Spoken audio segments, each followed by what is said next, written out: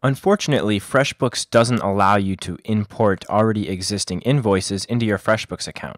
You can, however, import already existing expenses, which can save you a lot of manual entry time. So we're going to take a look at how we can do that in this video. From my FreshBooks home screen, I'm going to navigate to the Expenses section of FreshBooks. When you click on the Expenses section, you'll notice that in the subsections that show up, one of the options is File Import. If you choose that option, you'll notice that there are two options for importing files into FreshBooks, which we can see down here at the File Type field. You can either import files that are in the CSV format, the comma-separated files, or files that are in QuickBooks format.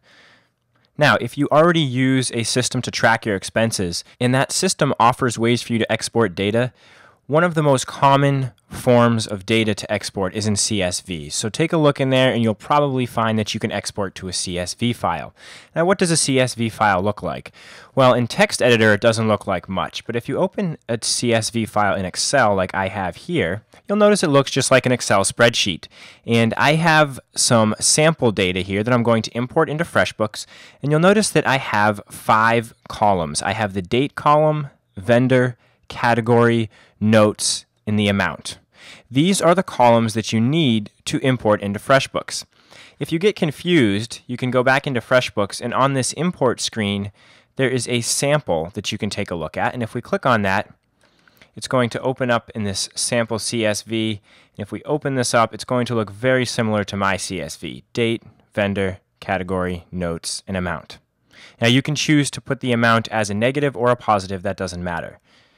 So if you have exported from a previous system to a CSV file, you might have to format that file a little bit to look more similar to this and have these columns. It's okay if you have extra columns, but you want to make sure that you at least have these 5. So once you have your file, we're going to go back over here to FreshBooks, and we need to choose our file. So I'm just going to click on this, and I'm going to find my expenses.csv file, and I'm going to click Open. Now at the same time, I need to tell FreshBooks what format my date is in my file, and in this one it actually is the month, day, and then the 4-character year, so I need to choose that. And then I mentioned that it doesn't matter if you have a negative or a positive amount for your expenses, because you can choose from the drop down here in FreshBooks whatever you have, and I actually have them listed as positive amounts. So once I have all of these fields filled out, I'm just going to click on Upload File. You'll notice when my file is uploaded, before I save all of this, it gives me options to edit my expenses. So you probably want to glance over this list and make sure that everything looks good. If something doesn't look right and it's occurring over and over again, go ahead and take a look back at your CSV file because you might need to format it a little bit differently. But as you can see, it pulls in the amount of the expense, the date, whoever the vendor was, so it's actually going to create a vendor in my FreshBooks account for whatever I have listed in my file. The same goes for category. If the category already exists in FreshBooks, then that's fine. That expense is going to be associated with that category. If that category doesn't yet exist, it will create one for you, so you don't have to worry about that. So you can see all of my data is here.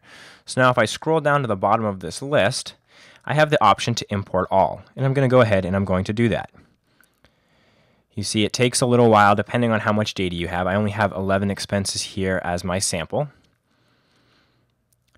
So you can see it says, woohoo, you've imported expenses, and I'm now in the expenses section of FreshBooks, and I can see the list of expenses that I just imported. Now you'll notice that this expense I actually created earlier in this video series, this Office Depot expense, and you can see that it looks just like all the expenses I already imported. So this is a great way to save some time when you're migrating over to a FreshBooks account. Just to take a look, I want to glance at the home screen now because we're going to see this expense data is now listed in my overview of my invoices and expenses. So you can see for January I had $1,320 as expenses. In fact, I think I had that same amount for every month except for April where I made an additional purchase. So you can see once we start adding our invoices in here, we can get a really good overview of what's going on within our business and how much money we are making each month in terms of profit and total revenue.